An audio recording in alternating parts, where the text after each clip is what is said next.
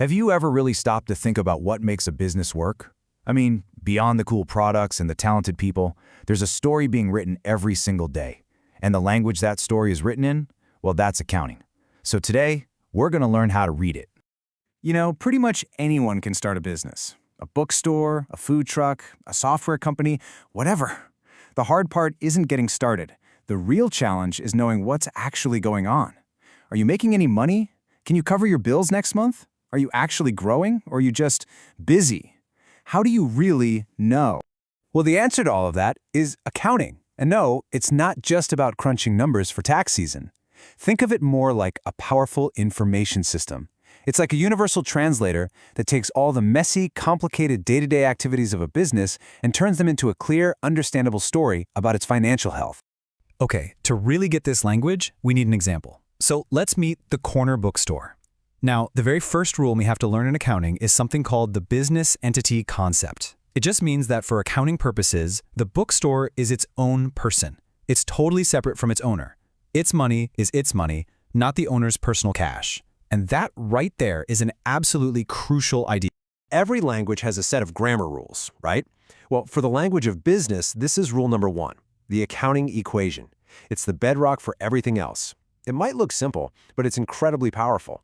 It just says that everything a business has must be claimed by someone, either by outsiders or by the owners. Let's break that down. So first up on the left side, we have assets. Assets are just all the stuff the business owns that has value. We're talking about things it can use to make money. The cash it has in the bank, the products on the shelves, the delivery van, the computers, you get the idea. It's all the company's resources. For our little bookstore, the assets are pretty straightforward. It's got $10,000 in cash, a whole bunch of books on the shelves that are worth about $15,000, and then another $5,000 in shelves and furniture. These are all its resources. So if you add all that up, the corner bookstore owns a total of $30,000 in assets. Simple enough, right? That's the left side of our equation. Now, let's figure out the right side. Who has a claim to that 30 grand?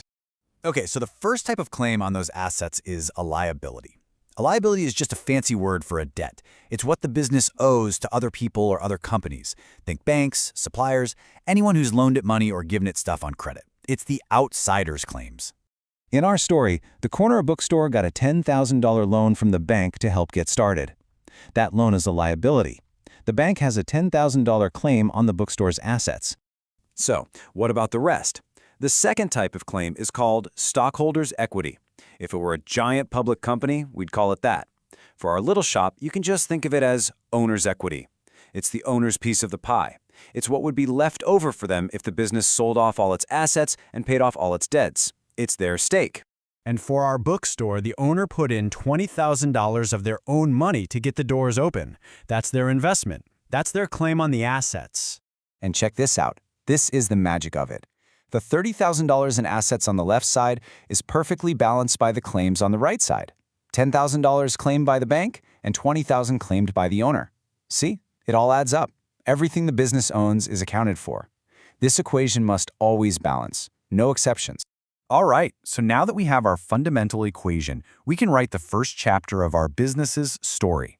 And this chapter comes in the form of what's called a financial statement. It's basically a snapshot in time. Now, this is a really important idea to get. There are two main financial statements, and they tell different kinds of stories. The balance sheet is a snapshot. It tells you exactly what a company owns and owes on one specific day. It's a photo. The income statement, on the other hand, is more like a video. It shows you the company's performance over a period of time, like a month or a whole year. So that balance sheet, it's really just a more detailed, dressed-up version of our accounting equation. If the corner bookstore made a balance sheet on its very first day of business, it would list out every single asset, liability, and the owner's equity we just talked about. It's a perfect picture of its financial health at that one exact moment. But, you know, a business never just stands still. That snapshot is just day one. The story has to keep going. And that's where we get to the really exciting part. The part that answers our big question. Is this business actually making a profit? This is where the plot unfolds. So, how do we tell the story of success? It's driven by two main characters, revenues and expenses. Revenues are the money you make from doing what you do, in this case, selling books. This makes the owner's stake, their equity, go up. Expenses are all the costs of running the show. Things like rent, electricity, paying for the books in the first place. These make the owner's equity go down. And the difference between the two? That, my friends, is your profit. Let's watch it happen.